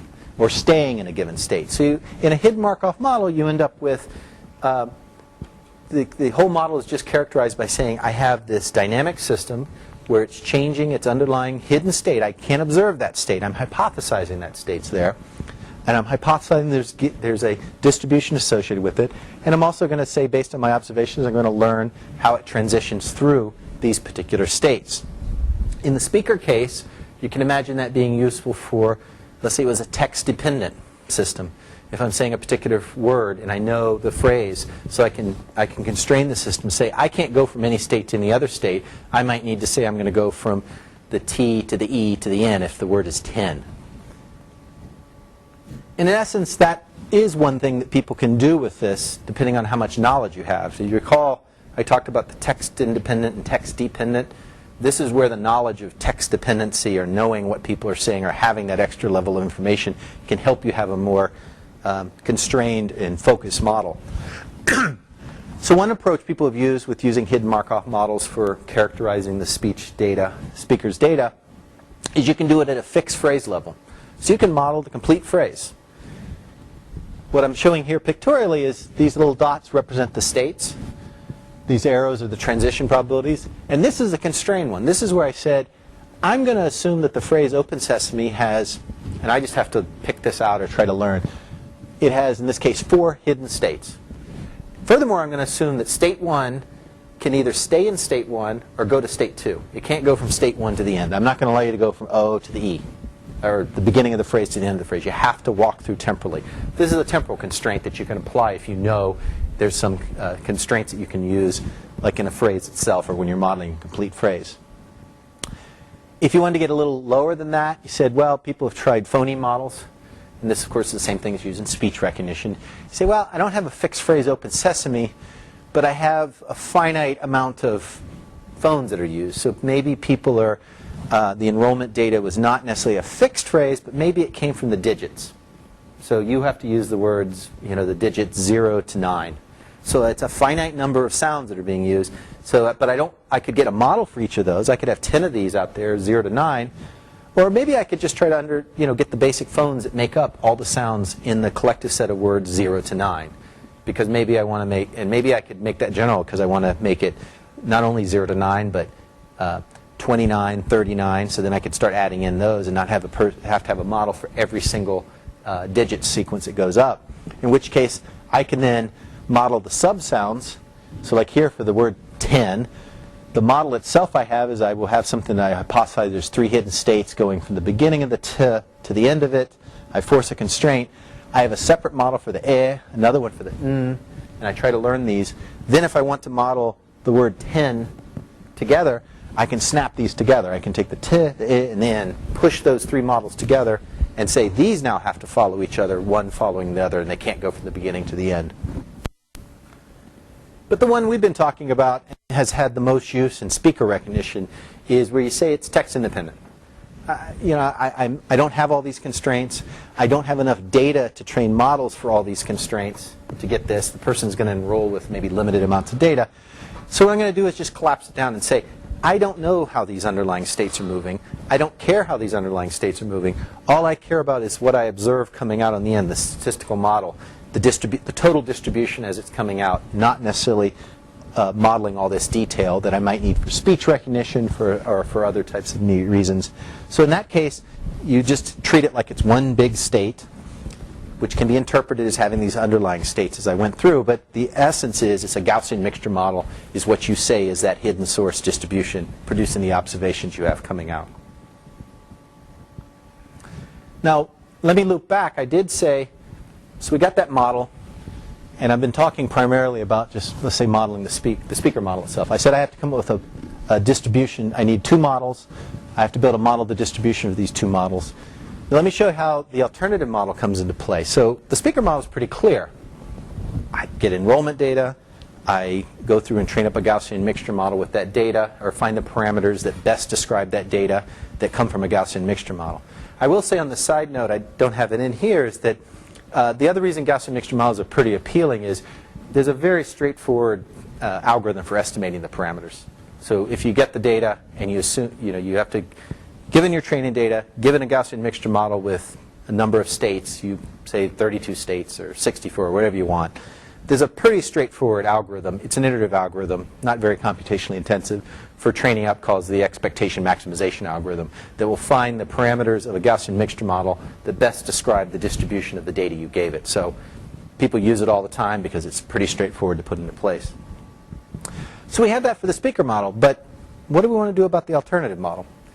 Well, it's this amorphous thing of not the speaker. So what are we going to do about modeling that?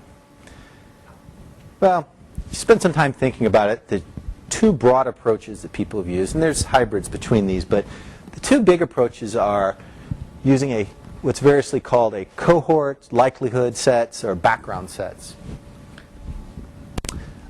I have a single model that represents the particular speaker I enrolled. What I'm going to do is get a set of, I'm going to get enrollment data from lots of speakers, just many other speakers. And I'm going to enroll models for them. I'm going to train up Gaussian mixture models for them. So basically I'm going to say, this is you, this is Doug, and I'm going to give you a bunch of ones that I'm pretty sure aren't Doug. Just other speakers that I get to enroll. Big set of those speakers. So then I can somehow distill down the, so when I'm trying to compute this likelihood ratio, I will take my features coming in, I'll do a match against this speaker model, I'll do a match against this set of imposter models or other speaker models. These are atomics particular models here. And then I have to distill this down into a single score to do my likelihood ratio. Because remember, I want to make the likelihood of the data given the speaker, given not the speaker. And so you can basically take these scores, and this likelihood of that data given a background B, I, same thing. You're just basically computing the likelihood for a whole set of things. You just take the set that you know are the background set and distill them down. That can be, you can take the mean, you can take the median, you can take various functions of those scores and come out with a single score that will allow you to do your likelihood ratio. A more recent approach that people go with is saying, well, do I really need to have individual models? I mean, this is okay to do, but one issue with this could be I have the enrolled speaker, but where am I going to get all these other background models? How many do I need? What should I do with it? All these design questions. So another approach was to go with what's called a general, a world, or a universal background model. The idea here is that I've taken speech from a particular person, and I've hypothesized it's a Gaussian mixture model, and I estimate those parameters for that particular person. So it's very tuned to that person. What I can do here is say, I'm going to take speech from just lots of people. I'm just going to say, this is a model that represents generic speech. I mean, it's going to average over lots of people. I don't even have to have it labeled by speaker. I just grab speech. Just, I don't need to have it labeled coming from a particular person to train these individuals. I just throw it all into one big pot and say, this is what the distribution looks like. This is what the source looks like when it's just generic speech coming from lots of people averaged together. This is what it looks like when it's coming from that particular person. Then my likelihood ratio is just saying the straightforward likelihood ratio, which is what's the likelihood of the new unknown data scoring against this particular model versus scoring against that. And I will tend to say that it's the target speaker if it matches better to the specific model. If the general model matches it better, then I say that it's probably not that speaker. It's just general speech. It's just not. It's the alternative hypothesis. So that's the other approach. You get a single model coming out. Now, as I already mentioned with using the background sets in there, one of the issues with it is you need to have a set of speaker models, how many you have, and you have to start scoring more of those. And scoring does take some computation to it. It's not very expensive, but if you have the speaker model itself and you got 30 background models, well, you have to score 31 models. If you have 50 background in one speaker, you got to score 51. So it scales up. If you have a universal background model, you score the target and the background, you're done. 2 models, and you make your likelihood ratio test. So there are some issues with doing the cohort, and there's performance trade-offs that are in there.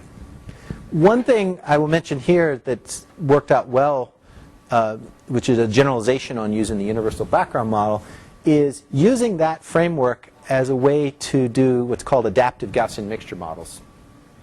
So you start off with this universal background model approach where you have a single model that's trained with speech from lots of speakers, so it's just representing how speech in general distributes itself. What's the general speech sound, speaker-independent version. And now you say, I'm going to start with that, but rather than taking the training data from the target speaker, or the one that I want to enroll, and just training up a model independent, just trying to come up with Gaussian mixture models on its own, or those parameters, can I somehow couple those two together? Because I know I'm going to be doing a likelihood ratio. Is there a way to actually have those two related to each other that might help me computationally or performance-wise? And that's what this adaptive mixture model is. So the basic idea here is it's called Bayesian adaptation, and it's pretty straightforward when you look at it. So this is a two-dimensional space, and let's say this is the universal background model in blue. These are the given mixtures. So I got 4 mixtures that made it up. I trained this on lots of speakers, lots of data.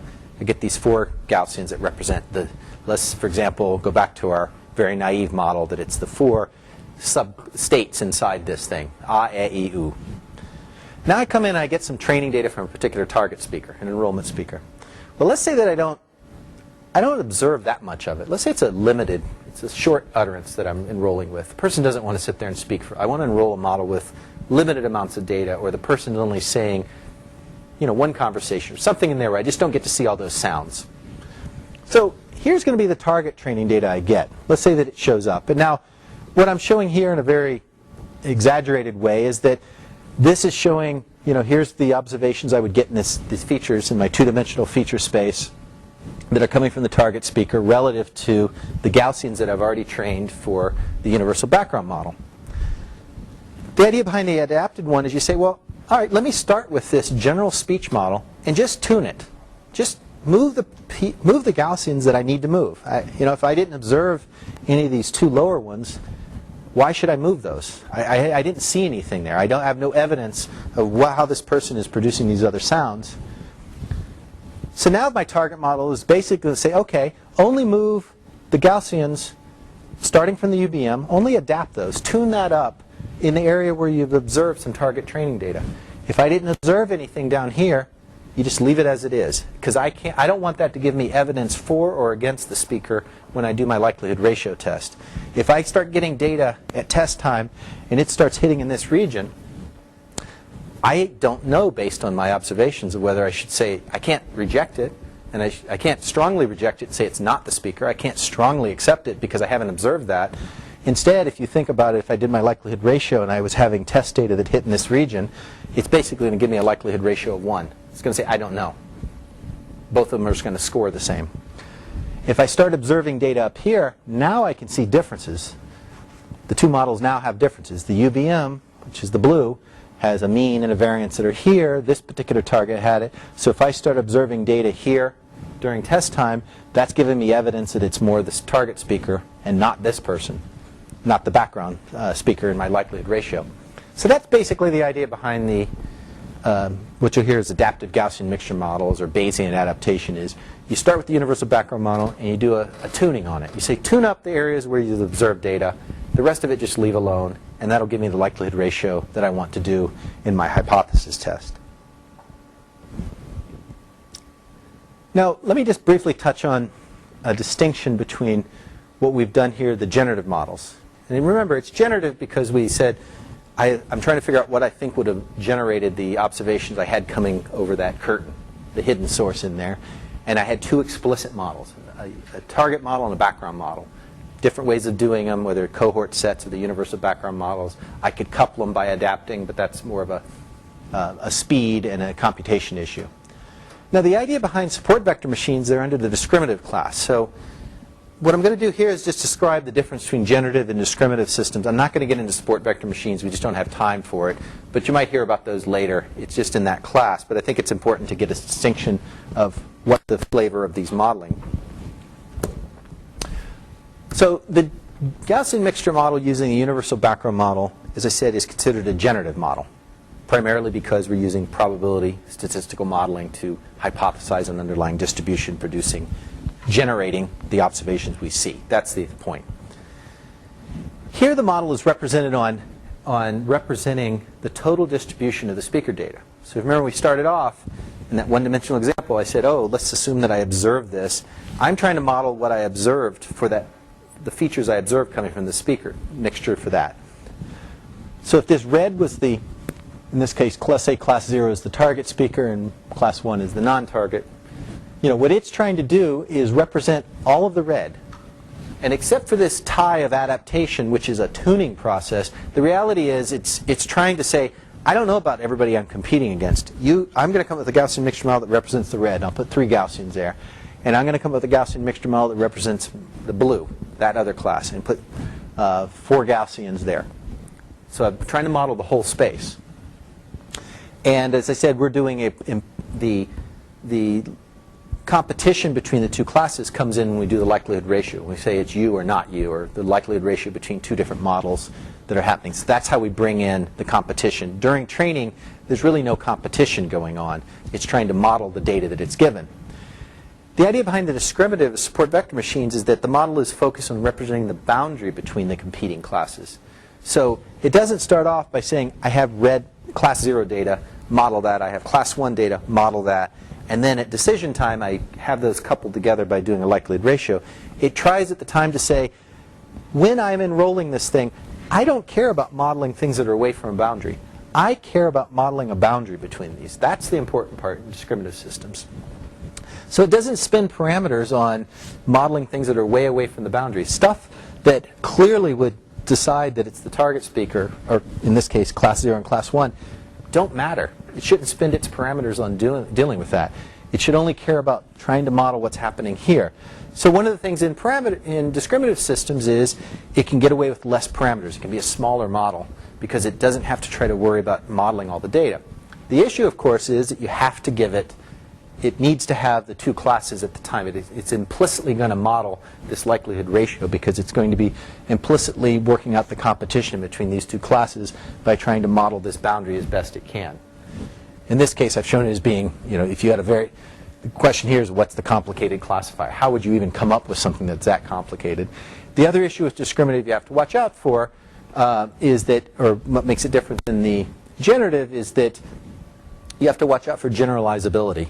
So it can get very specific and find a little nook and cranny that says, oh, this really makes these two classes different.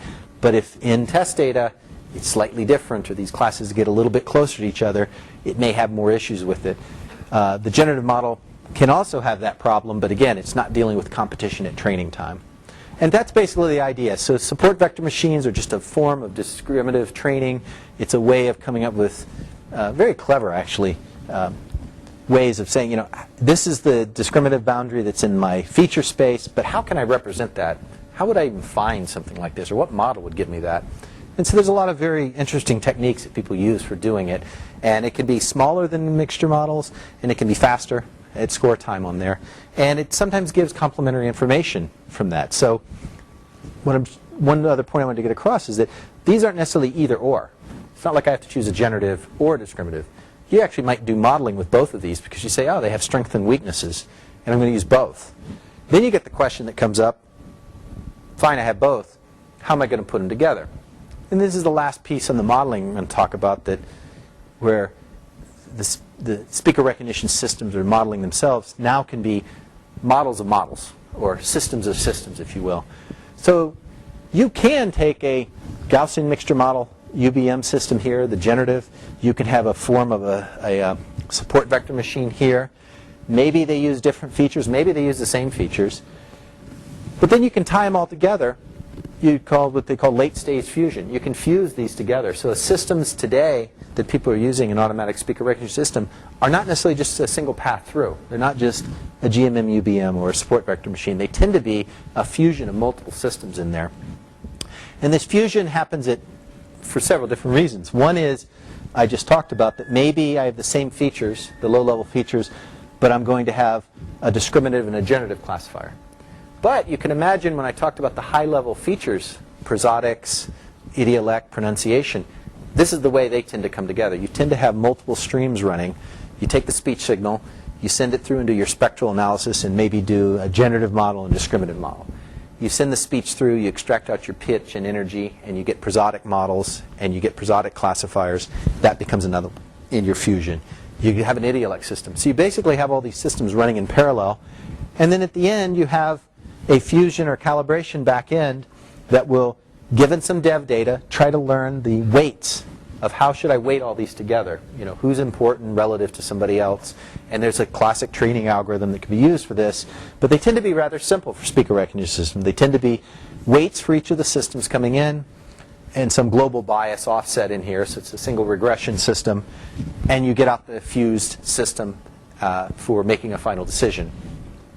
It has an added benefit that if you tweak this the right way, you can also get out calibrated scores. And all calibrated means is not that it just fused them all together, but it maybe converted the scores into a human interpretable range. Like, for example, if it converted it to a probability scale between 0 and 1, so that when it outputted a score, it wasn't this likelihood ratio which people don't quite know how to interpret and can be all over the board. It may actually put out something that's 0 to 1. So when you see 1, it says, I'm very sure this is the same person. You see 0, it says, I'm very sure it's not this person, or I'm absolutely sure. And then you get a 0.5, I don't know, 50-50. And there's lots of details in that, but that's a side benefit you can get on the fusion and calibration for the output of these. Let me briefly touch on the compensation. So, as I said, people have gone through and done a lot on features and high and low and types of classifiers and fusing them together and doing this. The one thing that's driven the speaker recognition world recently, I'd say in the last 10 years, has really been dealing with real-world variability and how you compensate for it. By variability, I mean lots of things. So people can mean extrinsic or extrinsic variability. Extrinsic variability you can think of as being, for example, the microphones that are used, the acoustic environment that people are calling from, the transmission channel, the coding, and other things. So by variability, I just mean I enroll on my cell phone, and then I want to be recognized using a microphone. Or I enroll in a noisy room, and I want to be recognized in a quiet room. So anything that changes between test and train is a variability that can move your spectrum around, can change how it sounds, and you want to compensate for it because that's not telling you anything about the speaker. It's telling you about where it was recorded and the environment that's happening. There's also intrinsic variability that can affect the systems, and these are harder to get at and characterize. I mean, we sort of know what they are, but there's not been very good corpora collected just because it's very hard to induce this in a scientifically meaningful way. But you can imagine stress, illness, style. I already talked about, are you talking to a subordinate? Are you reporting? Are you listening? Is it a friend? Is it a familiar? Is it an unfamiliar? So things like that can change your intrinsic variability. You can have a cold. You can be stressed out. You can be excited. You can be mad. All these things, emotions can come into play. But the bottom line is that anything that affects the spectrum can cause problems. Intrinsic, extrinsic. If it's going to change the distributions of the data or move things around from our enrollment to our test, we want to be able to deal with it. And it can cause things to fall apart. And it has nothing to do with that the features were wrong or the classifier was wrong. It's saying, I didn't compensate for that. I didn't deal with it. Let me just try here. So these are 3 examples. You can listen to it and say whether you think, is there any 2 that are from the same speaker? Are they all from the same speaker? Or none of them are from the same speaker? 0739. 0739. 0739. I'll play them again. 0739. 0739. 0739. So if we call it 1, 2, and 3, how many people think, well, how many think that none of them are the same speaker? All right. How many people think it's 1 and 2? How many people think it's 1 and 3? It's 1 and 3. So this is a perfect example of it. 1 and 2 are both from cellular. And if you hear it, both of them have a little bit of background going on. And I know it's hard over these speakers, but 0739. you can hear this noise in there and a little bit of background.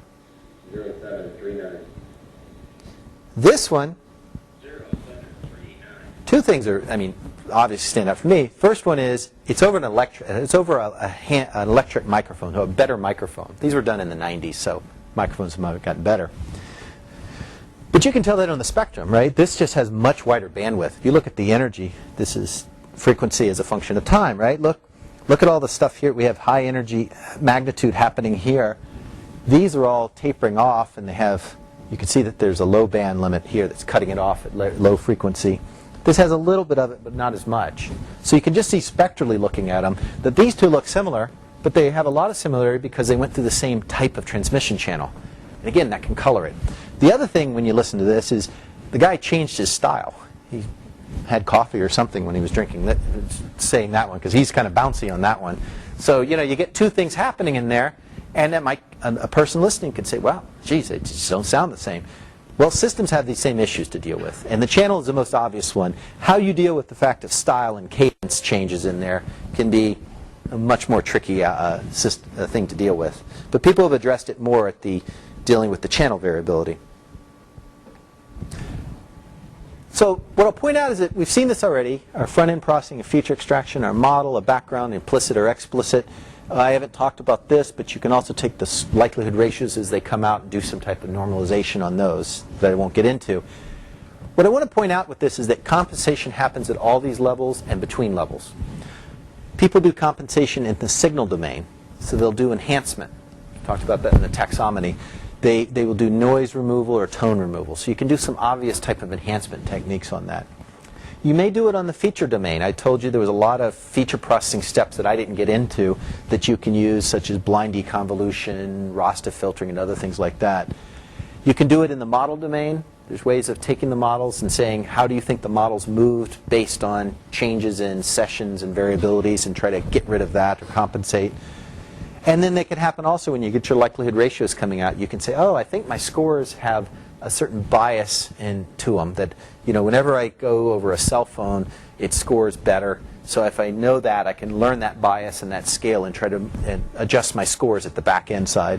And in fact, people do this at all levels. They apply compensation to everyone, and each one tends to help in various ways.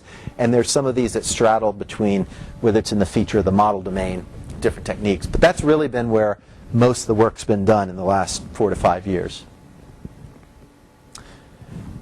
I'm going to briefly go through the evaluation performance. I will pass through some slides very quickly. I just want to give you a feel of how we evaluate ourselves, how you're going to see results presented if you look at these things, what you might expect in terms of performance, and designing an evaluation in Corpora for evaluation for testing how well a system does. I already talked about some of the issues, but how can you test it and design for that? Pretty straightforward in evaluation. Remember, our question was, are two audio samples spoken by the same person? Detection task. And we're going to call that a trial. If I give you two things, I'm going to say that's a trial. And that trial is either true or false. I can look up the answer key, just like I did with you, and I said, when I compared any two of those together, I said, I knew ahead of time who it was a true trial, who was, these two came from the same speaker, or they did not come from the same speaker. I knew that. So inherent to there's a true and a false trial. So there's only two types of errors that can occur in our system. We can have a miss, where we incorrectly reject a true trial. So it really came from the same two people, and we said, no, it didn't. Or we gave it a low score. And I'll show you what that means. Or false accept. So pretty straightforward. I give you a trial. I know what the truth is. You make a decision. It's a miss or a false accept. And those are the two types of errors. Now, what I'm going to show you is that the performance of the underlying systems tend not to be, we don't want to look at it just a single trial. We want to do this over lots and lots of trials so we can aggregate the performance. And I also want to see a trade-off. I want to see how the system, remember that knob, like we said with the threshold, I can trade off misses for false accepts. I can make the system permissive or very stringent. So you want to see that characteristic trade-off between those. And that's essentially what the evaluation is going to do. And so in a nutshell, you want to evaluate yourself. What you do is you say, give me a bunch of true trials and run your system on them. And that's what, and I'm going to get, this is my score, my likelihood ratio or something coming out of that. I'm going to get a score coming out of that. And what I would like is that the distribution of scores from the true trials, when it really was the same person, I'm hoping that that distribution is higher than the distribution when it's a false trial, when it comes from not the same two speakers. If your target distribution isn't higher than that, then go home and start again, because it's over. You just haven't been able to distinguish two things. So you really want that to be higher than the other. So you run your trial, you get your scores, and now you want to evaluate your probability of miss and probability of false alarm. Well, if you had these two distributions, it's pretty straightforward mathematically. You just integrate the area. So the probability of false alarm at a given threshold, theta, I can pull out some threshold, is what's the area of this distribution above it? That's my false alarm. And what's the area of the green curve below that threshold? That's my miss rate. I move my threshold, I recompute. Move my threshold, recompute. So you're sweeping it out. The threshold moves. You get false alarm and miss as a function of threshold. Now, we don't have an infinite amount of data. So this is done with a discrete number of trials. And so you really need to have enough trials that you can try to measure this, because that's in essence what you're doing. But it's very straightforward. It's just counting at that point. You have a number of non-target trials, true trials, false trials. You count how many are above or below a threshold, and that gives you your two estimates of your two errors at a given threshold, and then you keep walking at different thresholds. Now, to display this, your eyes will go across looking at tables of these. So people have obviously been putting these in plots, and Two flavors you see is the classic one is called the receiver operating characteristic curve, which is from classic detection theory, and it'll have like probability of miss versus probability of false accept there, two linear scales. What we're doing is it's parameterized on the threshold, so you don't see threshold here, you just see the trade-off. Each point here has a common threshold, and that's decreasing threshold. So I'm dropping the threshold, which means I let more false accepts, but I'm not missing as many things. What you'll see more places have been using over the past decade or so is a form of this. It's called the detection error trade-off curve. It's essentially the same thing. It just does some warping on these two axes so that everything's not bunching up in the lower corner. So it uses the space. It tends to turn that curved line into more of a straight line. But essentially it's the same trade-off, showing these two on some warped axes here. But essentially it's walking through and giving you the trade-off. And you're really trying to get your systems down here. You want to decrease both errors. And I run a system, I can plot this, I can compare two different systems and see how they're behaving. Does one have better detection performance than the other? Let me talk briefly about, when you look at this, where people are going to operate, and I already said in terms of threshold. So if you're in a high security application, you might be operating here where you have low false alarms, but you're willing to have misses in there. If you have a high convenience, is saying, I don't want to miss anybody. I don't want to reject a speaker if it was a speaker verification type task. But I'm willing to accept some false alarms. Or you can balance it, you go in between. So those are kind of the three course one. We tend to characterize these curves. Sometimes you'll hear the term equal error rate. That's just where the miss and false alarm intersect. It's a nice handle to get at to characterize this two-dimensional curve. It's not perfect. The high security one might be for wire transfer. The cost of letting someone in is much more expensive than the inconvenience of rejecting somebody. Or over here, the convenient side is perhaps it's where it's a user application that, geez, if you keep rejecting me and making me do it again, it's just not worth me doing it. But the cost of someone getting in, maybe it's a personalization thing. So somebody using your personalization, it's not a big deal. The cost of those are there. So where you operate on this curve really depends upon the cost of the two errors. So this characterizes the underlying system, but it doesn't tell you where to operate. It just shows you the trade-off in there. Briefly touch on that. So we've talked about characterizing it. I told you, get target trials, get non-target trials, run them through your system, count how many above and below threshold, plot that out, you got your debt curve. That's all well and good, and that's great. But anybody that gives you a debt curve or reports equal error rate, independent of telling you anything about the data that was used, that it was evaluated on, is somewhat meaningless. It's like when everybody in the speech world is used to this, someone walks up and says, how well does speech recognition work? Or in my case, how well does speaker recognition work? Well, they hate it because the egghead engineers start going, well, let me give you all the conditions on it. It's 95 given this and that. They want to hear a single number. But you can't really do that because what you evaluate depends upon the data set you have. Here's a rough idea when you're trying to evaluate it, kind of dimensions that you have to pay attention to when you're setting this up, what you're measuring and what you observe. The quality of the speech, the modality, is it conversational, is it fixed text, these other ones we talked about. Durations, are you enrolling with a little bit of data, testing with small amounts of data, large amounts of data, what you're dealing with. The population, how many speakers were under there? Did you get this distribution in these debt curves from 3 people? From 3,000 people? Are they experienced people? So if it's an application, if it's like an access control, are they experienced? Are they naive? Are they familiars? I talked about the conversational one that your style may change. Is it familiars? Is it not? Are they on topic? Are they doing something else? So all these things come into play. It's not, and when you do it, it's going to set up what your number, the context in which to look at the miss and false alarm or your characteristic curve. And the bottom line is that the evaluation data and design that you do with that really should match the target application domain of interest. You can't do an application-independent evaluation. There's just no way to do it. You will implicitly have it built in. Either if you use all clean data, then you're saying that's what I'm telling you the performance of my system on clean. If you add any of these other variabilities, you're telling it. So that's one of the things that the number by itself is meaningless without knowing more about the corpus and what it was really focused on. So to give you a feel, there's lots of data providers that are out there. The two main ones, there's one in Europe, and there's one in here, the Linguistic Data Consortium. These have lots of speech corpora available that cover lots of the dimensions we talked about that can be used for doing evaluations. So there's publicly available, I talked about at the beginning, publicly available common corpora have been the real lifeblood of speech and moving the technology forward. These tend to be repositories for lots of those. Let me feel the range of performance on here. I talked about those characteristics, and it's really hard to say what am I going to get given to predict the performance on things. But here's kind of a survey I've looked at over time, and this just gives rough orders in here, at least ranking of things. So you can get really low error rates when you're in a text-dependent, in this case it's using combination lock phrases, relatively clean data, single microphone, so everybody uses the same microphone, I don't have that. Largest amount of train and test speech, so 4 or 5 sessions of people going on for about 2 minutes each, doing these combination locks, so you have fixed phrase, not fixed, but a limited vocabulary, quiet room. Very good performance. This is like an access control from the 90s.